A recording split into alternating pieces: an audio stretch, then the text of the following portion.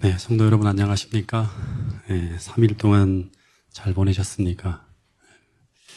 네, 오늘 저녁에 우리 이미영, 조현익, 조준환 우리 가족분들이 함께 저희 교회에 참석해 주셨는데 앞에 쫄로 앉아 계신데요.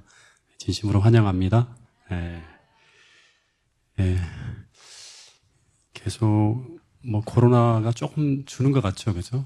우리가 계속 기도해서 그런지 그 상황이 그렇게 변해가지만 또 아직까지는 염려가 많이 되는 상황입니다. 그래서 하나님께서 인도해 주셔서 아직은 평안한 때, 마치 계시록 7장에 보면 내 천사가 바람을 붙들고 그 재앙을 멈추게 하는 이때 우리가 무엇을 준비해야 될지 우리 창세기를 통해서 계속 공부하면서 하나님이 바라시고 원하시는 이 마지막 시대의 영적 양식과 또 이 마지막 시대에 필요한 믿음에 대해서 함께 연구하며 준비할 수 있는 우리 모두가 될 수 있기를 바라겠습니다. 오늘도 창세기 42장 두 번째 시간으로 이 창세기 42장을 오늘은 끝내보도록 하겠습니다. 창세기 42장에 보면 이 기근이 이제 이집트에서 팔레스타인으로 쭉 퍼져가면서 이 기근의 때 이제 팔레스타인에 머물고 있는 야곱의 아들들이 양식을 구하러 애굽으로 이렇게 쭉 들어오게 되어집니다. 그래서 거기서 총리로 있던 이 요셉을 만나게 되고, 그리고 그 요셉의 형들이 요셉이 그 앞에 서 있는 총리인지 모르고 요셉의 앞에서 엎드려 절을 하게 됩니다. 그러면서 20년 전 요셉이 꾸었던 꿈이 성취되어지는 것을 요셉이 이제 회상하게 되죠. 근데 문제는 뭔가 하면 그 10명의 형제들 중에 누가 없는 거예요. 이 베냐민이 사라진 것을 요셉이 확인하게 됩니다. 그러면서 가슴이 막 벌렁벌렁 거렸겠죠.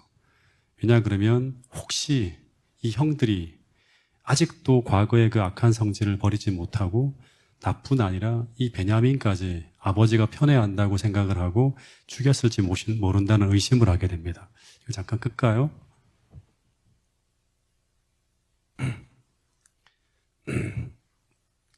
그래서 요셉이 이것을 확인해야 돼요. 그래서 이 형들을 뭐로 몰아가는가 하면 이 가나안의 정탐꾼으로 몰아가면서 형들을 조사하기 시작합니다. 근데 이 조사의 목적은 뭔가 하면 첫 번째는 이제 베냐민이 어디 있는지, 그 신병이 안전한지에 대한 것을 확인하는 것이고, 또 하나는 뭔가 하면 이 형들이 정말 자기가 믿을 수 있는 사람들인지 변화된 사람인지에 대한 걸 확인하려고 합니다. 조사하는 그 과정을 보면 베냐민의 그 신병이 확인되어진다 하더라도 조사가 끝나지 않아요. 계속 확인하는 걸 볼 수 있습니다. 그래서 이 형들이 정말 변화된 사람인지 형들의 품성과 양심 이런 거 하나하나를 철저하게 조사하는 걸 볼 수 있습니다. 그래서 요셉은 형들이 절대로 자신들의 청탐꾼이 아니라 어떻게 보면 정상적인 가정의 평범한 사람들이라는 것을 계속 이야기할 때 이런 요구를 하게 돼요. 어떤 요구를 하는가 하면 너희들이 정말 정탐꾼이 아니라면 지금 너희들 중에 보이지 않는 그 막내 동생을 이집트까지 데려올 것을 요구합니다. 근데 그 요구 앞에 이 베냐민을 데려오지 못하는 이유를 이제 쭉 대면서 주저할 때 요셉이 어떻게 하는가 하면 이들을 3일 동안 감옥에 가두어 둡니다. 베냐민을 데려올 수가 없죠. 왜냐 그러면 이런 상황 속에서 이런 의심을 풀기 위해서 베냐민을 데리고 온다 그러면 절대 아버지가 보내주지 않죠.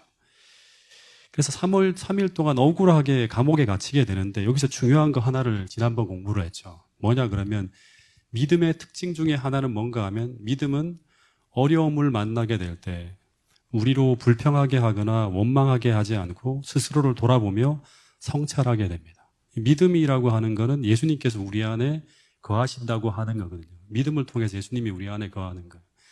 그래서 믿음은 어려움을 만나게 될 때 주님께서 우리 마음 가운데 계시면 우리는 그 상황에 대해서 불평하거나 원망하지 않고 스스로를 돌아보는 어떤 그런 성찰하게 되는 그러한 모습을 나타내게 만든다고 그래요.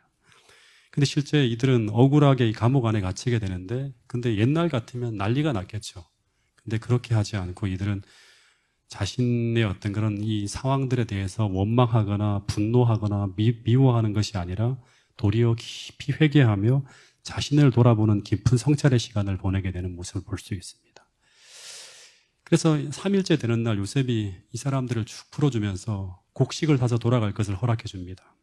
그런데 혹시 모를 사태에 대비해서 너희들이 정탐꾼일 수도 있기 때문에 어떻게 하는가 하면 9명 대신에 한 사람만 갇혀 있으라 그럽니다.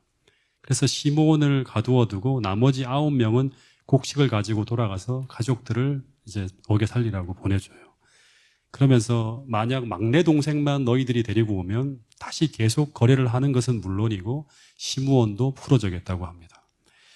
그래서 지금 이 야곱의 10 형제들에게는 지금 계속적으로 어떤 일들이 벌어지는가 하면 환란의 시간을 보내게 됩니다. 큰 환란의 시간을 지금 계속 보내게 돼요. 왜냐 그러면 그들이 가지고 돌아가는 이 양식은 미봉책이죠. 그죠? 양식을 다시 구하러 가기 위해서 어떻게 해야 되는가 하면 베냐민을 데리고 돌아가야 돼요. 근데 아버지 야곱을 생각하면 이건 불가능한 일이고 만약에 못 데려가면 어떻게 됩니까? 시므온이 죽는 것은 물론이고 양식을 구하지 못하면 다 죽는 거예요. 그래서 우리가 볼 때 지금 이 형들은 요셉의 형들은 지금 큰 환란의 시간을 지금 보내게 되는데 근데 우리가 생각해야 될 것은 뭔가 하면 때때로 우리에게 예기치 않은 환란과 공경이 찾아올 때 그 환란은 우리에게 무엇을 떠올리게 만드는가 하면 그리스도인들에게는 지나간 과오와 실수를 떠올리게 만들어요. 물론 욥의 환란 같은 경우는 다른 어떤 그런 상황이지만 욥도 마찬가지로 계속 살폈죠. 문제가 계속 벌어질 때 왜 이런 일이 벌어지는지 자기를 끝없이 살피는 시간을 가져요. 예. 그러면서 이 환란은 우리에게 지나간 과오와 실수를 떠올리게 하면서 그 해결하지 못하고 묻어두었던 잘못을 다시금 끄집어 나오게 합니다. 예. 근데 그런 시간을 때때로 하나님께서 우리에게 허락하시는 이유는 뭔가 하면 우리로 하여금 묻어두었던 모든 죄를 온전히 회개하게 하여서 우리로 하나님을 전적으로 붙들어야 될 때 깨끗한 양심과 믿음으로 하나님을 온전히 붙들며 흔들리지 않는 믿음으로 살아갈 수 있도록 도와주기 하기 위해서 하나님은 계속 시련을 통해서 계속 우리를 회개의 자리로 이끈다고 하는 거예요. 그래서 두 가지 말씀을 좀 우리가 볼 수 있는데 하나는 욥기서 23장 10절 말씀이에요. 나의 가는 길을 오직 그가 아시나니 그가 나를 단련하신 후에 어떻게 된다? 내가 정금같이 나오리라. 정금과 같은 거는 이 정금이라고 하는 거는 믿음을 상징하는 경우들이 참 많거든요. 불로 연단한 믿음. 그래서 우리로 하여금 마지막 때 하나님을 완전히 붙들어야 될 때 그때를 대비해서 하나님께서는 계속 우리로 하여금 회개의 자리로 어떻게 보면 예기치 않은 어떤 환란과 어려움 속으로 계속 인도하신다고 하는 거예요.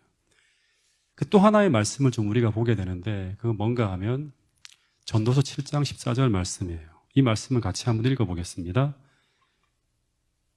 시작. 형통한 날에는 기뻐하고 곤고한 날에는 되돌아보아라.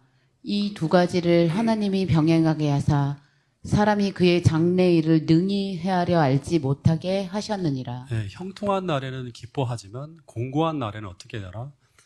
되돌아보아라고 하는. 하나님께서 이 두 가지 일을 병행하게 하사합니다. 그러니까 우리 삶에는 계속 이 두 가지 일이 벌어진다고 하는 거예요. 공고한 날에는 우리는 뒤돌아보게 되는 그런 시간을 갖게 만든다고 하는 거죠.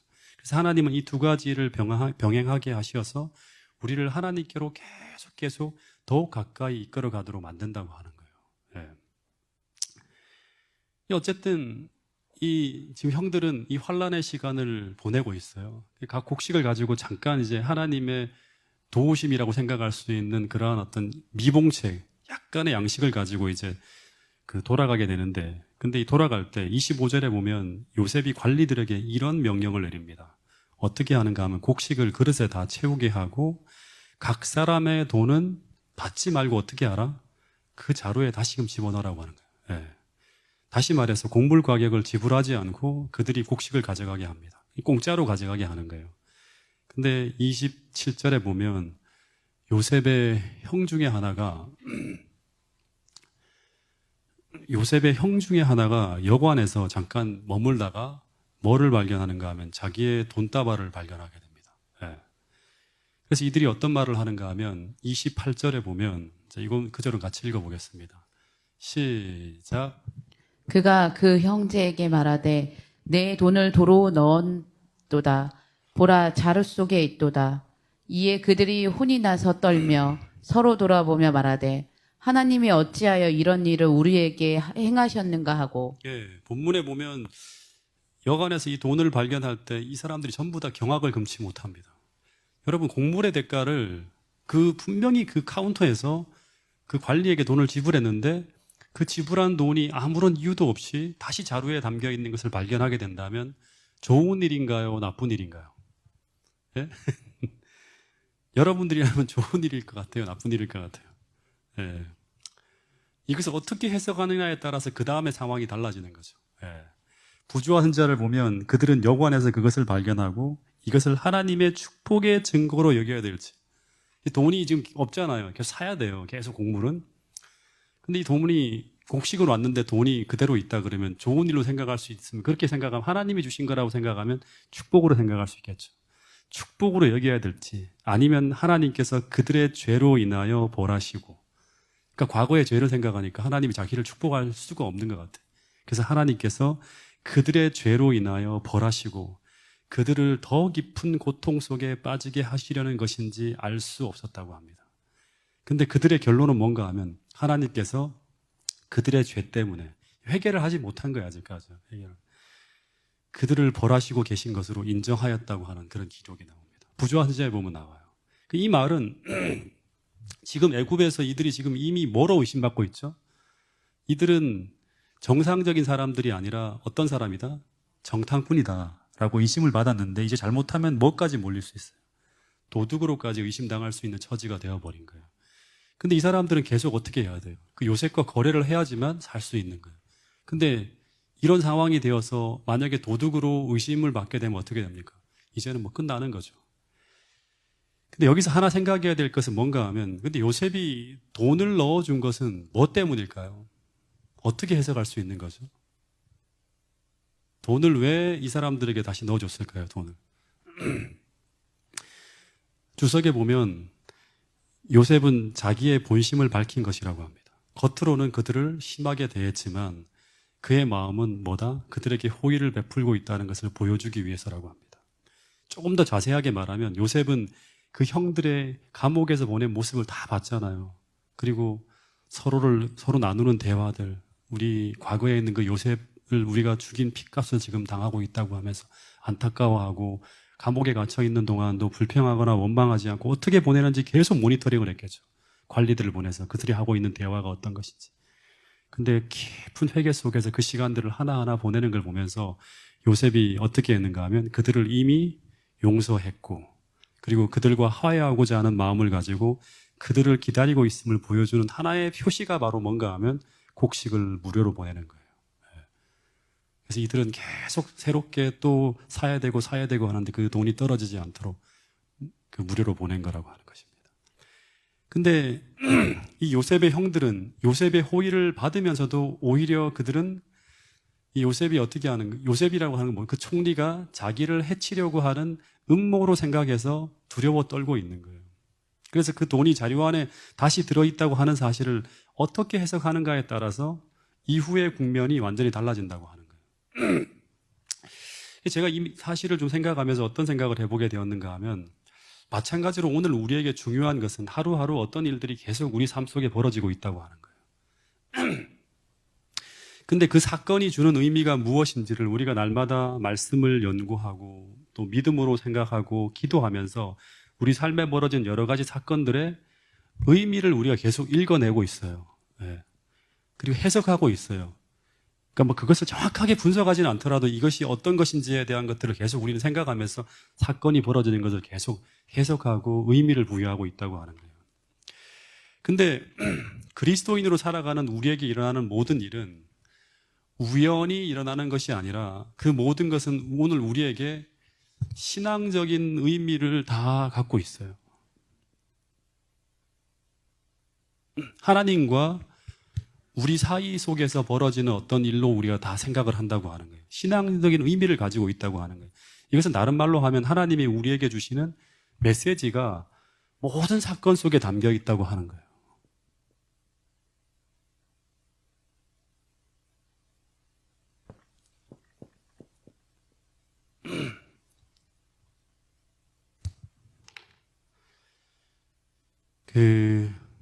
이걸 이렇게 생각하면 좋을 것 같아요. 우리 삶에 일어나는 모든 일들 중에 하나님의 허락 없이 일어나는 것이 있을까요?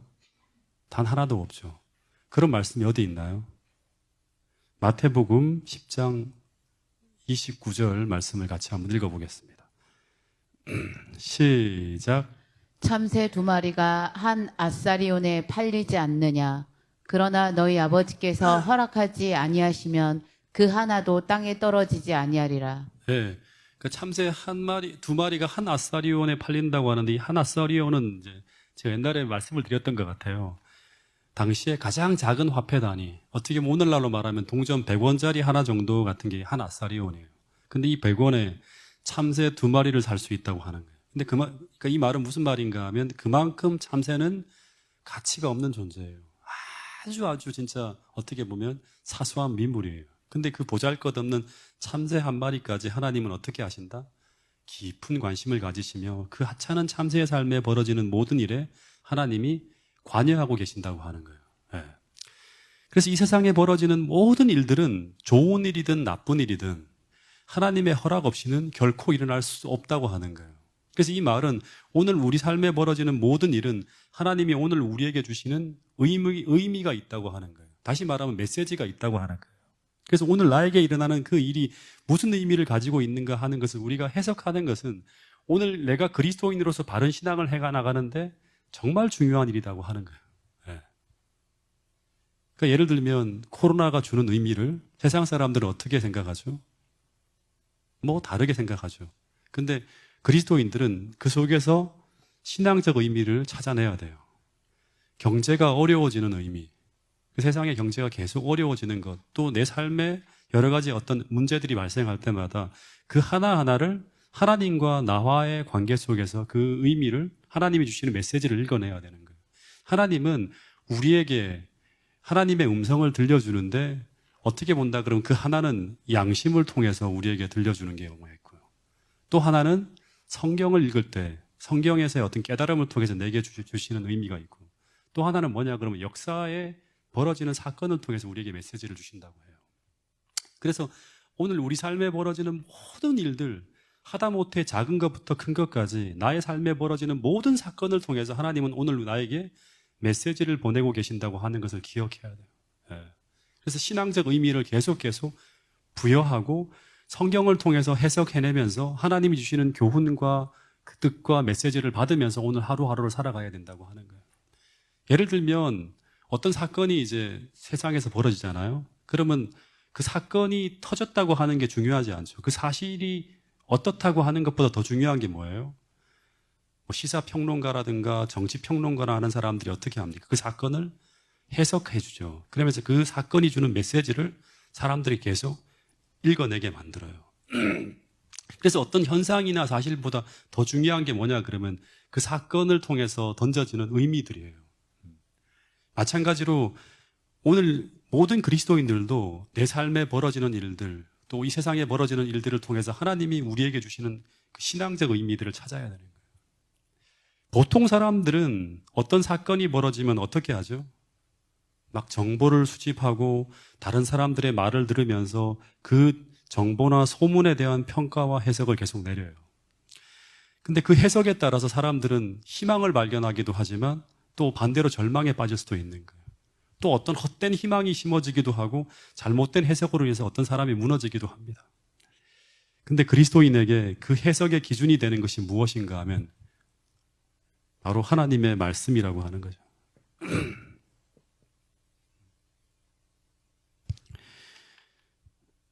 우리는 성경을 통해서 하나님께서 오늘까지 이렇게 일하셨다면 앞으로도 동일하게 같은 모습으로 나를 위해 일하실 것이라는 확신을 가지고 오늘 동일하게 나의 삶에 벌어지는 일들을 성경을 통해서 우리는 해석을 하게 돼요. 성경 말씀은 오늘 내가 걸어가는 그 길에 벌어지는 수많은 사건과 현상을 해석해주는 무엇이다? 등이요 빛이 되는 거예요. 네. 그래서 우리는 아무리 어려운 상황 속에서도 이 빛을 통해서 내 삶을 밝히며 걸어가는 사람들이 바로 누구인가 하면 그리스도인이라고 하는 거예요. 근데 이 빛이 없는 사람들은 눈앞에 벌어지는 현상만 보면서 또 이 사람 저 사람의 말을 따라 움직이면서 끝도 없이 방황하게 된다고 하는 것입니다. 시편 119편 105절 말씀을 같이 한번 읽어보겠습니다. 시편 119편 105절 말씀입니다. 시작. 주의 말씀은 내 발의 등이요 내 길의 빛이니라. 여러분, 오늘 우리 삶에 벌어지는 모든 일들을 통해서 하나님께서 우리에게 주시는 메시지와 신앙적 교훈과 의미를 발견하면서 매일 매 순간 어두움 속에서 방황하는 것이 아니라 우리 삶의 빛을 발견하고 희망을 발견하고 하나님이 주시는 사랑의 메시지를 발견하면서 어두운 세상 속에서도 흔들리지 않고 주님께서 원하시고 가르쳐 주시는 그 정로만을 걸어갈 수 있는 파주중앙교회 모든 성도들이 될 수 있기를 간절히 바라겠습니다. 어쨌든 그러면서 29절에 그들은 이제 아버지가 계신 고향으로 돌아옵니다. 그리고 아버지에게 그들이 당한 일을 자세하게 설명해줘요. 그 땅의 주인인 총리가 자신들을 정탐꾼으로 몰고 갔다는 이야기부터 시작해서 무고하게 감옥으로 들어간 상황, 그리고 그들이 변명한 일, 그러면서 자신들이 진실한 사람임을 증명할 수 있는 길은 바로 뭐다? 아버지가 못 데려가게 하고 있는 그 막내 아우를 다시금 데리고 이집트로 돌아가는 일이라고 하는 이야기를 합니다. 그리고 그 과정에서 지금 9명만 왔는데 이제 이 시몬이라고 하는 한 아들이 감옥에 gat혀 있는 그런 이야기까지 합니다. 그러면서 근심 가운데 있는 아버지에게 무슨 이야기를 하는가 하면 결론은 뭔가 하면 베냐민을 데리고 애굽으로 돌아가야 됩니다 라는 그런 이야기를 합니다. 그런데 그런 이야기를 쭉 하는 가운데 또 한 가지 문제가 터집니다. 어떤 문제가 터지죠? 그 돈 뭉치가 여관에서는 한 사람에게만 나온 줄 알았는데 형제들이 자루를 다 열어보는데 그 안에 다 돈이 들어있는 거예요. 전부 다. 그래서 돈 하나도 지불하지 않고 상상할 수 없는 어마어마한 곡식을 지금 다 가지고 온 거예요. 그런데 그 돈 뭉치를 보고 야곱과 모든 아들들이 다 두려워하게 된다. 그러면서 그 아버지 야곱이 어떤 말을 하는가 하면 절대로 베냐민을 보낼 수 없다는 그런 이야기를 합니다. 그러자 이 르우벤이 장남이에요. 이런 말을 합니다. 자, 창세기 42장 37절. 자, 이야기 같이 읽어보겠습니다. 시작. 르우벤이 그의 아버지에게 말하여 이르되 내가 그를 아버지께로 데리고 오지 아니하거든 내 두 아들을 죽이소서. 그를 내 손에 맡기소서. 내가 그를 아버지께로 데리고 돌아오리다. 이게 무슨 말입니까? 아버지가 만약에 지금 두 아들을 잃을 수 있죠. 하나는 시몬을 잃을 수 있고 또 하나는 베냐민을 잃어버릴 수 있어요. 이 두 아들을 잃는다면 자기도 두 아들을 잃겠다고 하는 거예요. 다시 말해 이 말은 루벤이 아버지에게 베냐민을 맡겨주시면 내가 베냐민과 시몬을 다 데리고 오겠다고 하는 것을 두 아들의 생명을 걸고 맹세하는 거예요. 그러니까 만약 그렇게 하지 못하면 두 아들을 죽여달라고 하는 거예요. 그러니까 굉장히 어떻게 보면 엄청난 맹세를 하고 있는 거죠. 자기 희생적인. 신앙적이진 않지만. 그죠?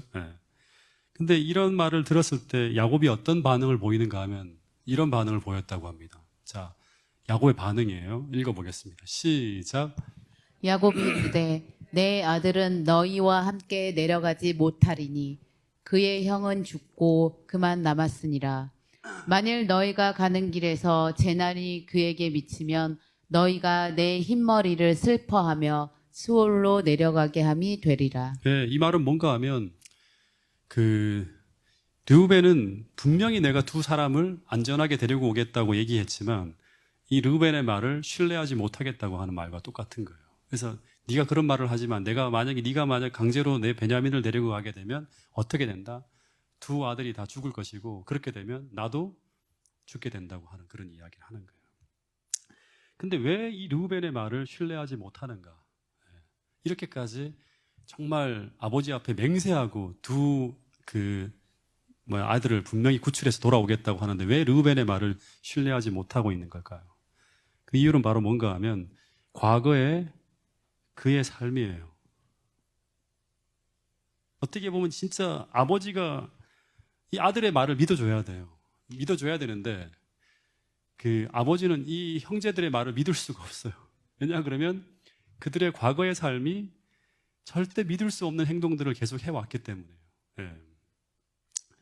다시 말하면 르우벤의 말과 그 행동에 이 야곱이 볼 때는 그들을 믿을 수 있는 유일한 길은 뭐예요? 하나님이 함께 하실 것이라는 확신을 갖게 만들어야 돼요. 근데 르우벤이 하는 그 말과 지금까지 하는 행동을 볼 때 하나님께서 르우벤과 함께 하실 것이라는 믿음을 도저히 가질 수가 없는 거예요. 야곱이 볼 때는. 근데 아마 이 상황 속에서 르우벤만 얘기했겠어요? 모든 아들들이 다 얘기했겠죠. 왜냐하면 안 그러면 죽으니까 자기의 모든 가족들이 여기서 끝나는 거예요. 애굽에 돌아가서 양식을 못 구해오면 어떻게 되는 거예요? 이 자기만 죽는 게 아니죠. 그의 식소들이 다 죽으면서 완전히 이 가문이 다 끊겨나는 거예요. 멸망하는 거예요. 그렇기 때문에 무조건 가야 돼요. 그리고 곡식을 구하기 위해서 누구를 데려가야 된다? 이 베냐민이라고 하는 아버지가 끝까지 지키려고 하는 이 베냐민을 데리고 가야 되는데 안 보내주니까 르우벤뿐 아니라 모든 아들들이 자신들을 믿어달라고 함께 따라가겠다고 하는 그런 말을 했겠죠. 근데 르우벤이 이 말을 할 때 아버지에게 늘 떠오르는 게 뭘까요? 르우벤이 과거에 했던 그 추악한 죄악이 떠올랐을 것이고, 레위가 형을 구출하기 위해서 가야 됩니다고 할 때 레위와 시므온이 어떤 짓을 했죠? 한 성읍의 주민을 학살하는 그런 모든 것들을 아버지가 떠올릴 때 그들의 삶 속에서 하나님이 함께 하시는 모습이 전혀 보이지 않아요. 그리고 유다도 얘기했겠죠? 가겠다고. 근데 유다라고 하는 인간은 그 가정 자체가 다 너무나 악했기 때문에 그의 아들들 중에 둘이 그 악함으로 해서 요절하는 것을 다 기억했잖아요. 완전히 무너져 있잖아요. 전부 다 하나님께서 함께 하시는 모습이 거의 보이지 않는 삶을 살아가고 있었기 때문에 아버지는 그들에게 베냐민을 맡길 수가 없는 거예요. 그래서 야곱은 이러한 아들들과 함께 하나님께서 함께 하실 것이라는 믿음이 없었기 때문에 그들이 가는 그 길에 베냐민을 맡겨서 베냐민의 안전을 담보할 수 없다고 하는 것을 계속 피력하는 거예요. 여러분, 그래서 이 사람에 대한 신뢰와 이 믿음이라고 하는 것은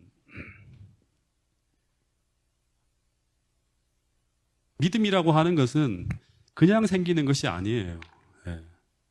다시 말해서 아무리 급박한 때 르우벤처럼 심지어 자신의 자식들의 생명을 담보로 해서 자기 자신의 말을 믿어달라고 하더라도 사실 그들이 하는 그 말로서는 신뢰가 생기지 않는 거예요. 우리가 지금 이렇게 얘기를 하고 있잖아요. 여러분들과 저가 이렇게 대화를 주고받고 서로 하고 있지만 실제로 나를 믿어달라고 할 때 심지어 어떻게 본다 그러면 그 사람이 가장 아끼는 것을 잃어버릴지도 모른다는 그런 어떤 두려움 속에서도 가장 소중한 것을 그 상대에게 맡길 수 있게 하기 위해서는 어떻게 해야 되는가 하면 그의 과거의 삶이 어떻게 본다 그러면 믿을 수 있을 만큼의 그런 신뢰가 담보될 수 있을 만큼의 과거의 삶이 그렇게 살아가고 있어야 된다고 하는 거예요. 상대에 대한 잃어버린 믿음은 다시 회복되기 위해서는 어떻게 돼야 하는가 하면 동일하게 변화되어진 행동과 삶을 통해서 다시 만들어내야 돼요. 그래서 이들을 다시금 야곱이 믿게 하기 위해서는 그들은 진실하게 회개한 증거를 보여줘야 돼요. 진짜 그 과거와 지금 현재가 다르다고 하는 것을 보여줄 수 있는 그런 회개의 모습이 야곱의 어떤 그런 눈 속에서 발견되어지는 그런 일들이 있었어야 된다고 하는 거죠. 여러분, 마찬가지로 우리가 어떤 결정적인 순간 어떤 사람에게 믿음과 신뢰를 요구해야 될 때, 그들의 생명을 구원하기 위해서 그들의 믿음을 요구해야 될 때, 그때 나의 말에 믿음과 신뢰를 얻기 위해서 우리는 평소의 삶을 우리가 믿는 믿음에 부합하는 언행일체의 삶을 살아가고 있어야 한다고 하는 것이 오늘 이 이야기를 통해서 다시 한번 우리에게 주는 귀한 교훈이라는 생각이 듭니다. 마지막으로 하나 더 나눌 말씀은 뭔가 하면 하나님은 지금 이 야곱의 집을 살리기 위해서 모든 길을 다 준비해 놓으셨습니다. 요셉은 지금 이들이 돌아오기만 하면 모든 먹고 살 수 있는 모든 풍요로운 길을 다 준비해 놓고 지금 그들을 기다리고 있습니다. 근데 지금 팔레스타인에 살고 있는 이 야곱과 그의 형제들은 어떤 일을 하고 있죠, 지금? 지옥과 같은 고민 속에 온갖 어리석은 염려로 어리석은 머리를 굴리면서 어떻게 본다 그러면 이 요셉이라고 하는 사람은 예수님 같은 존재라고 계속 이야기를 하죠, 그죠? 그 요셉이 이들이 애굽으로 돌아오기만 하면 그들은 모든 문제가 해결되는데 어떻게 하고 있는가 하면 계속 쓸데없는 염려를 하면서 기근 속에 굶주리면서 그 환란의 시간을 지나가고 있었다고 하는 거예요. 이것을 통해서 오늘 우리가 깨닫게 되는 것은 무엇인가 하면 아무리 하나님께서 우리를 위해 마련해 놓으신 복된 길을 우리가 걸어간다 하더라도, 그런 길이 나타난다 하더라도 우리 마음속에 확신이 없으면 우리는 절망에 빠지고 두려워하게 된다고 하는 것입니다. 여러분, 오늘 우리가 하나님이 어떤 분인지를 알고 하나님과의 관계를 새롭게 함으로 오늘 지금 나에게 벌어지는 모든 일들의 의미를 하나님께서 주시는 어떤 신앙적 의미로 해석할 수 있는 믿음을 달라고 우리가 함께 기도할 수 있게 되기를 바라겠습니다. 다시 말해서 우리의 마음속에 있는 모든 무지와 불안과 어두움을 쫓아낼 하나님의 영광스러운 빛을 비춰달라고 우리가 오늘 이 시간 기도할 수 있게 되기를 바라겠습니다. 그리고 정말 마지막 때 세상 사람들을 구원할 수 있는 구원의 방법을 우리가 하나님께서 우리에게 알려줄 때 그것들을 전하고 사람들에게 그 믿음을 요구할 때 세상 사람들이 우리를 신뢰할 수 있는 그런 인격과 그런 언행일체의 삶을 우리가 살아감으로 말미암아 세상 수많은 사람들에게 믿음을 줄 수 있는 그런 사람으로 변화될 수 있는 인생을 살아갈 수 있게 해달라고 우리가 함께 기도할 수 있게 되기를 바라겠습니다.